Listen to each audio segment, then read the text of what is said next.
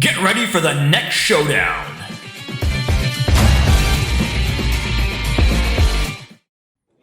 What's going on, YouTube? This is DIRTCRAFT here once again with Argo, bringing you another Shadowverse Evolve feature match. If you guys enjoyed today's match, be sure to leave a like and subscribe for future content. Jumping right into the match though, I'll be piloting on the Rite, the Rite Runecraft deck with all the new stuff out of set 9. And then my buddy Tyler on the left is going to be piloting Havencraft Ward with some new techs out of BP 10, Gods of the Arcana there. And I'll be taking the first turn in today's match. Really going to come down to if I can see a lot of the combo pieces to get a board with stack set up and then be able to go into either Faust or the Caradwin and then potentially some other key cards like Hydra Shaman, Riley Hydra Shaman there. Tyler's going to throw out a Birdman right there. It's going to have the ward. Better in the mid game, it gets the +1/+1 in Storm for a 2 additional cost on Fanfare there. But for now, just the ward is fine. And then if he gets into some of his revival techs that are going to bring some cards with ward back out of the cemetery there, he'll be able to benefit from the 3 cost to get a 3/3 with Storm and ward out on the board there. Passing back to myself there, I'm going to throw down a Beastface Mage. It's going to let me set up potentially an additional card with stack on the board if it leaves the field, and I'll be able to ping as well by paying 1 stack on the field to paying something for 2. That's going to get rid of the Birdman there, and then that'll be the end of my second turn there, passing back to Tyler. He's going to throw down the Slouch, the Wheel of Fortune there. If he's able to get that set up there, he'll be able to get the Wheel of Misfortune out, and then that'll allow him to set up a bit more favorably going into the mid-game. But that's going to be a next turn thing, because he needs an additional 2 to be able to play that off of the main phase ability from Slouch there. So that's going to sit on the field for now, and then once he gets to his next turn, he'll be able to take advantage of that skill there. However, we are not going to allow him. We're going to play the Price of Magic. It's going to allow me to target a follower on the field with 4 or less health and banish it.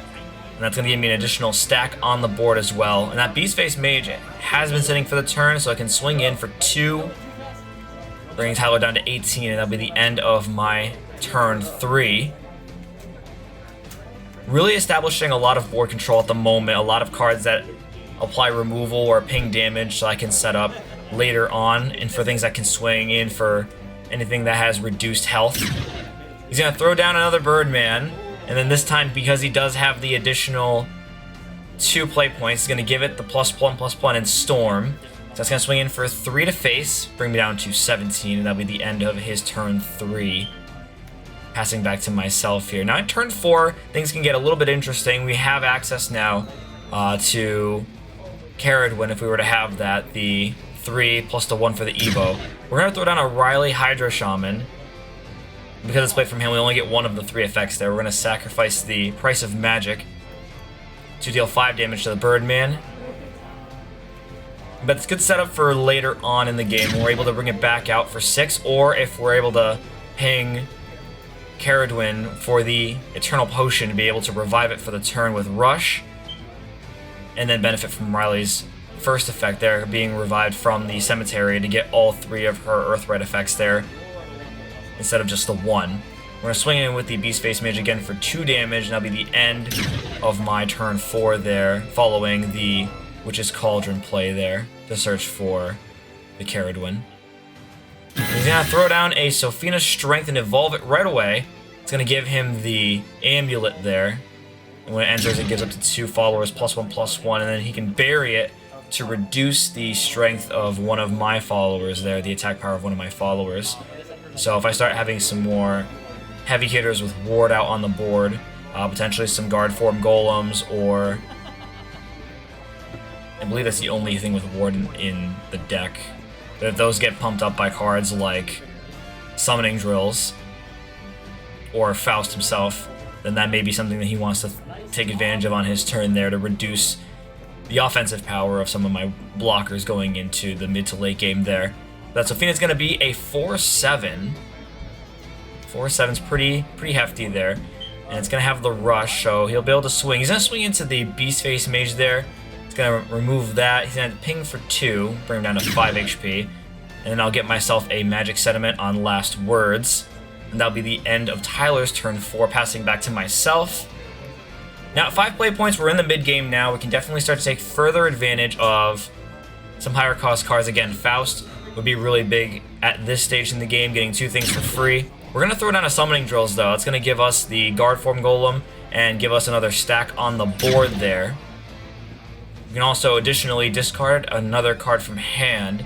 We're going to do so. We're going to discard the Ancient Alchemist there to benefit from the additional fanfare to get a Strike Form to the EX area, and then all of my golems on the board will get +1 attack. So that makes that Guard Form there up front a 3/3, with the Strike Form in the back being a 4/2. Now, full board, unfortunately, we can't really take advantage of anything right now, unless I were to sacrifice one of the amulets on the board to move the stack to a different card on the board there. We're not going to do that there. Instead, we're going to suicide the Riley into the Sophina to ping it for 3. And then we're going to move the Strike Form up with our 3rd play point this turn. And that's going to be the trade-off there, getting rid of his Sophina, and then our Strike Form Golem will leave. We've got 2 floating right now, potentially an additional play that could be made before the end of this turn. We are not going to make any additional plays. We're going to float the 2, engage the ward on the Guard Form Golem there, and that'll be the end of my turn 5, passing back to Tyler here. He's got a couple options in hand at the moment. It's going to come down to... he's going to throw down a Tutankhamun there. It's going to be a 4 out of his 5 total play points this turn. It will allow him to cycle 1, sort of. He'll bottom deck the card that he returns after drawing. And then he's going to have another ward on the board there. Another body to keep the defense up. Fortunately, it's just a battle of attrition at this point. I keep throwing down too many cards that can either swing in right away or ping for damage, burn damage. And it's just been slowly whittling his board away. He's been having a bit of a hard time this early to mid-game trying to establish something of board presence. And I think that's one of the weaknesses with Haven during this meta right now. Or rather, I should say that Rune is just really strong in this format next to Bats. We're going to be going into card fight collaboration meta coming up soon there. It's going to be a bit tough once we start seeing Overlord and Royals in the meta, kind of throwing things off. We'll see some Bats and some DIRTCRAFT going into that meta, but from everything that I've been seeing from the Japanese list, even with the restriction on Vortex Dragon, it's still a pretty heavy-hitting deck. Dragoncraft there with Overlord. For our first play of the turn, we're going to throw down a Caradwin. We're going to use the Rite to generate an instant poison. That'll be useful later on there, depending on if we're going to go for the revive or if we're going to go for the poison play, depending on if we evo this turn or not. We have access to it. We still have 3 additional play points to utilize this turn. And again, most of the Rite deck here is pretty low cost. I think nothing exceeds 5 total play points with the exception of Riley in the Cemetery, but in the main deck itself, Faust is the most expensive card. We're going to pay the 1 evo, and then on evo get the Eternal Potion for the additional cost of the Rite there. It's going to be the last thing that we do with Rite, I believe, this turn. I don't think there's anything at 2 that would benefit from Rite unless we were to play another Amulet. And we are going to play the Eternal Potion for free with the Caradwin for turn. It's going to bring back the Riley Hydro Shaman, and the Rite is going to trigger for all 3 of the effects. It'll have the Rush. I'll be able to draw 2 and then hit something for 5 right away. So Tutankhamun will be removed, but he is going to get another one out right away. And Tutankhamun's last words, I'm going to search for another one there, and I believe it comes in tapped. That's part of the effect there.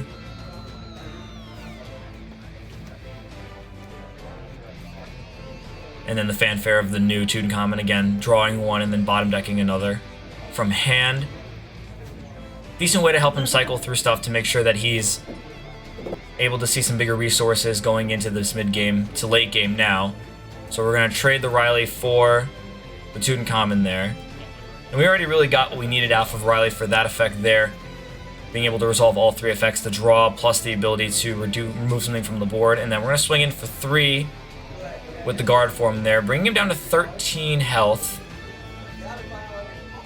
We do still have 2 there. We could potentially do something, but we're going to leave the 2 floating for the turn. Passing back to Tyler there for his 6th turn this game. And he's going to throw down the Wilbert. It's going to allow him to check the top 5 for potentially a card with Ward. Be able to play that for free off of that top 5 check.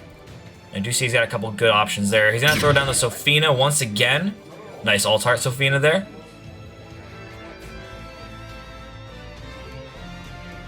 And if he does the Evo again this turn, he'll be able to get another of the Amulet.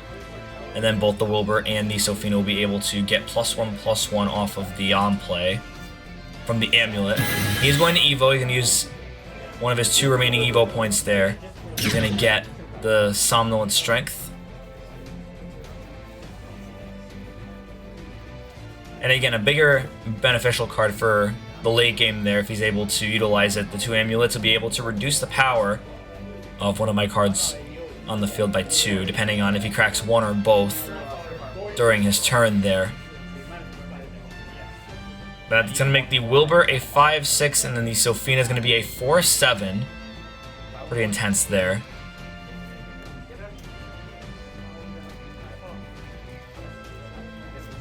And Sophina is live to attack with Rush this turn, so he could potentially swing into the Golem to eliminate it there, or he could leave it standing and just engage it for Ward.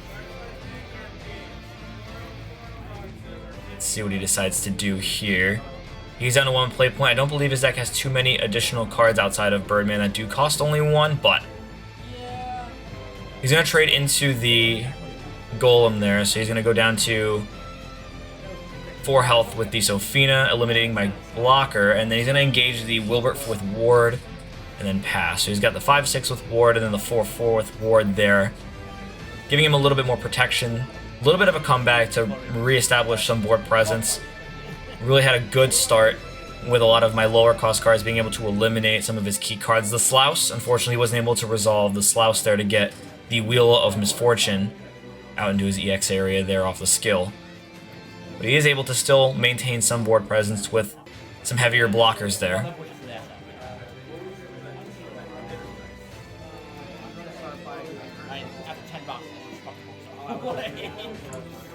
Alright, so we're going to use Caradwin's effect for playing the Eternal Poison or Potion for free. The first one we would play for the turn there to use the Poison. We're going to deal 3 damage to the Wilbur. It would normally be 4, but because of the Sophina there, it does limit the maximum amount of damage per instance to 3. Which is fine because that's exactly half of what his health is there, and then we'll be able to potentially benefit from other cards later on. We're going to play the Faust out.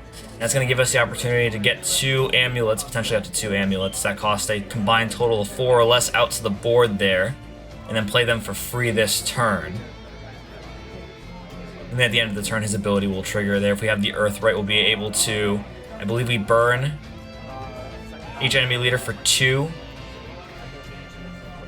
And then that'll be, and then I'll additionally give something +1/+1.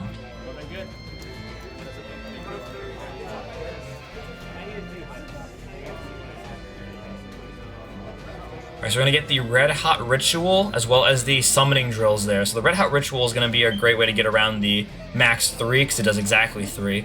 And that could potentially get rid of the Wilbert there. And then the Summoning Drills will give us up to 2 new Golem tokens back to the field, 1 each of the Guard form and the Strike form once again like earlier.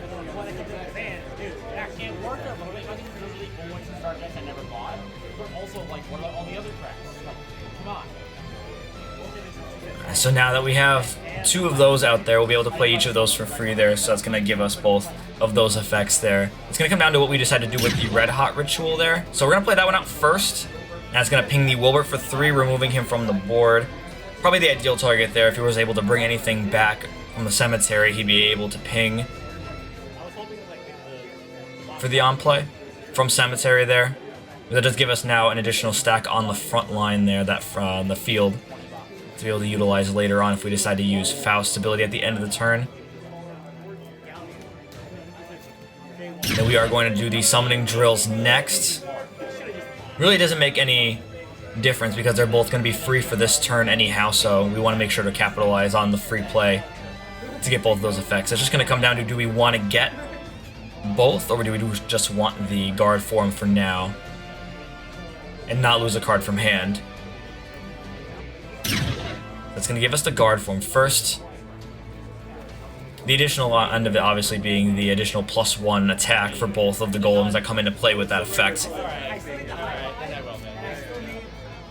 And we're going to discard this Caradwin there to get the strike form. That's going to give it to us in the EX area there.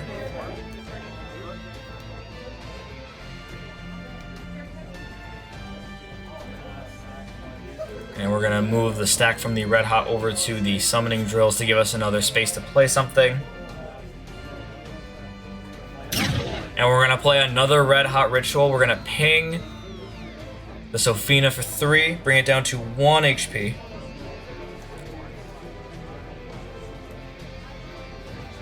And we're going to trade the Caradwin into the Sophina there.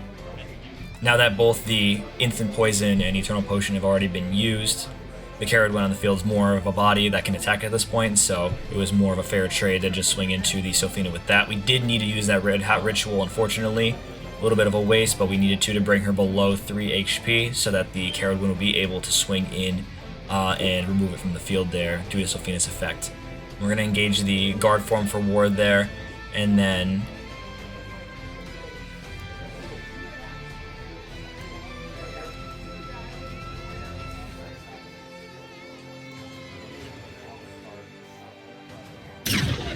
on Tyler's 7th turn there, he's going to throw out another Wilbert. Again, checking the top 5 for a ward to be able to play to the field this turn there. Not as ideal for targets this time around there. I do see one that's pretty ideal to be able to give him some target plays later on. It's going to come down to if he wants to play that one or one of the other ones there. I think that's probably the most ideal. He's going to go for the Azurite Maiden. And then for the 1 cost on Fanfare, he'll be able to get something else that is a... I believe it's not a fairy, it is a...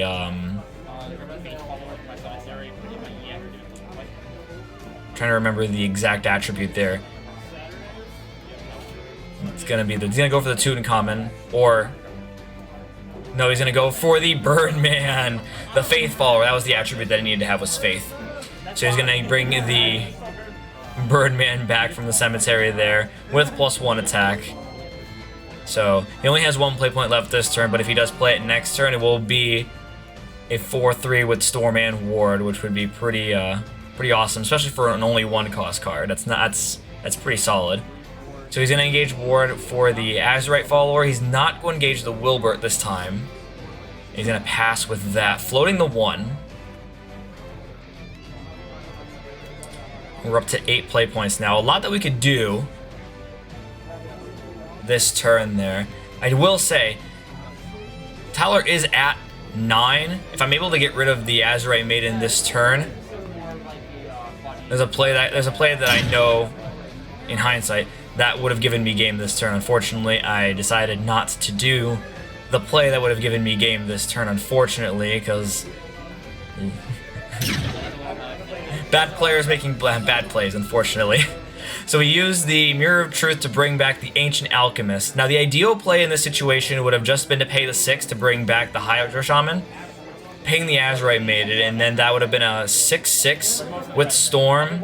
It would have blown up the 1 blocker, and then I would have had that plus either the Faust or the Golem to swing for game. Unfortunately, I did not think of that in the moment that I was playing this turn, so I'm going the long way, playing the Ancient Alchemist combo, so that's going to cost a total of 6 for the Mirror of Truth, as well as for the Evo.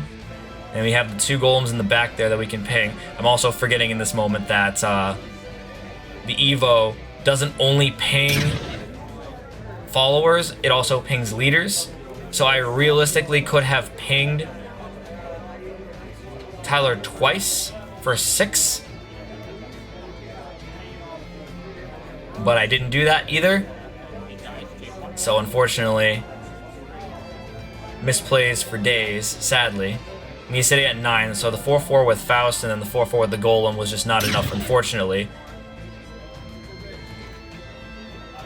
And I think more of my effort was just trying to clear his board at this stage in the game. So we swing in for 4. And then we swing in for 4 again.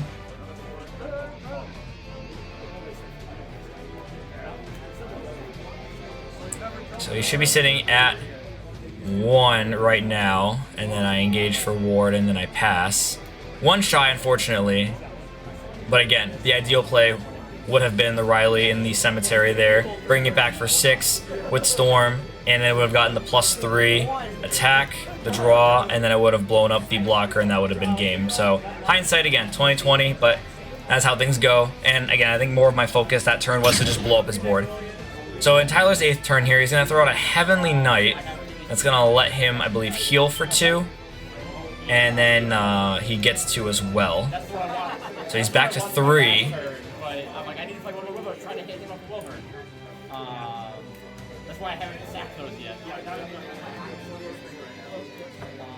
And he's gonna move up the Birdman that he played last turn to the EX area there, and he's gonna pay the 2 to make it a 4-3 with Storm and Ward. And it doesn't matter too much in this stage, because next turn I've definitely got it, given my board state.